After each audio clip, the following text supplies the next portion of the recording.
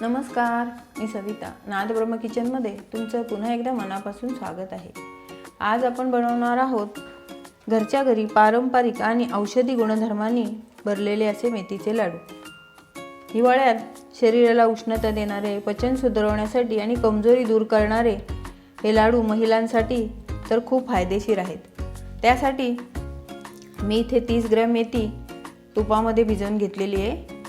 24 तास झालेले आहेत तिला. आता एक खोबऱ्याची वाटी घेतलेली आहे मोठी किसून, एक वाटी ड्रायफ्रूट घेतलेले, 100 ग्रॅम खारीक पावडर आहे, 50 ग्रॅम का आहे, 50 ग्रॅम हळीव आहेत. इथे 300 ग्रॅम तूप घेतलेले आहे. आपल्याला लागेल तसं आपण वापरणार आहोत. इथे एक छोटी वाटी आळशी घेतलेली, एक छोटी वाटी तीळ घेतलेले आहेत, अर्धा चमचा ओवा घेतलेला आहे, एक चमचा खसखस घेतलेली आहे आणि अर्धा चमचा सुंठ पावडर आणि अर्धा चमचा वेलची पावडर घेतलेली आहे. हे 1 किलो गव्हाचं पीठ आहे. हे गहू आहेत ना, मी स्वच्छ धुवून सुकवून थोडेसे भाजून त्यांचं पीठ तयार केलेलं आहे. आणि मी हा 750 ग्रॅम गूळ घेतलेला आहे, कारण आपण 100 ग्रॅम खारीक पावडरसुद्धा घेतलेली आहे. त्यासाठी मी इथे कढई तापत ठेवलेली आहे. कढई तापायला ठेवून मी त्याच्यामध्ये आळशी आणि तीळ कोरडेच भाजून घेते. तीळ आणि आळशी भाजून झाल्यावर आपण आळीवही कोरडेच भाजून घेऊया. खोबरंही कोरडंच छान लाल रंगावर भाजून घेऊया. खोबरं भाजून झाल्यावर तूप गरम करून आपण हा घेतलेला डिंक थोडा थोडा करून छान तळून घेऊया. आपला डिंक तळून झालेला आहे. त्याच्यानंतर आपण एक अर्धा चमचा तूप घेतलेला आहे आणि त्याच्यामध्ये आपण ही खसखस भाजून घेऊ. खसखस आणि ड्रायफ्रूट दोन्हीही छान तुपामध्ये भाजून घेऊया. ड्रायफ्रूट छान भाजून झाल्यावर आपण खारीक पावडरही अर्धा चमचा तूप टाकून भाजून घेऊया. आपण घेतलेले सर्व पदार्थ आपण छान भाजून घेतलेले आहेत. आता आपण गव्हाचं पीठ भाजून घेऊया. आता आपण गव्हाचं पीठ भाजून घेऊ. आधी थोडं कोरडंच भाजू आणि मग त्याच्यामध्ये तूप टाकूया. 1-2 मिनटं कोरडंच भाजल्यावर आपण आता ह्याच्यामध्ये 1 चमचा तूप टाकू आणि छान भाजून घेऊया. पीठ छान ब्राऊन रंगावर भाजत आलं ना की आपण त्याच्यामध्ये ही आपण भिजवून ठेवलेली मेथी आहे ना ती घ्यायची आणि ती टाकून ते पिठामध्ये मिक्स करून छान भाजून घ्यायचं.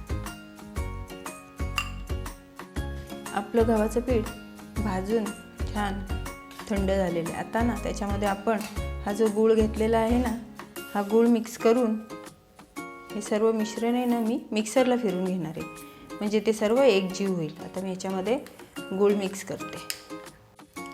गव्हाच्या पिठात गूळ मिक्स करून ते मी छान मिक्सरला फिरवून एकजीव करून घेतलेलं आहे. आता त्याच्यामध्ये आपण हा डिंक आणि खारीक पावडर मी बारीक करून घेतलेले आहे ते आपण त्याच्यामध्ये टाकून घेऊया.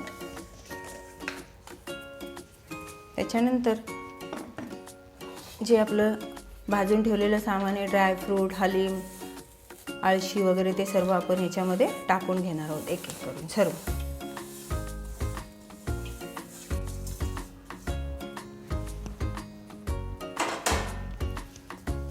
त्याच्यानंतर हा ओवा घेतलेला आहे ना आपण अर्धा चमचा, तो सुद्धा आपण आता टाकून घेणार आहोत. वेलची आणि सुंठ पावडर घेतलेली ती सुद्धा आपण आता ह्याच्यामध्ये टाकून घेणार आहोत. आणि मी एक चिमूटभर मीठ घेतलेले ते सुद्धा मी ह्याच्यामध्ये टाकते. आणि आता हे सर्व एकजीव करून ह्याचे लाडू वळूया. मिश्रण एकजीव झाल्यामुळे ना ह्याचे लाडू एकदम छान पटपट होतात. एकदम छान, बघा किती मस्त लाडू झालेला आहे. अजून एक दाखवते तुम्हाला. आपण कुठलाही गुळाचा पाक वगैरे केलेला नाही. आपण गूळ थंड पीठ केलं थोडं आणि त्याच्यामध्ये गूळ मिक्स केला आणि ते मिक्सरला फिरवलं. मिक्सरला फिरवल्याने काय होतं, एकदम एकजीव होतं सगळं.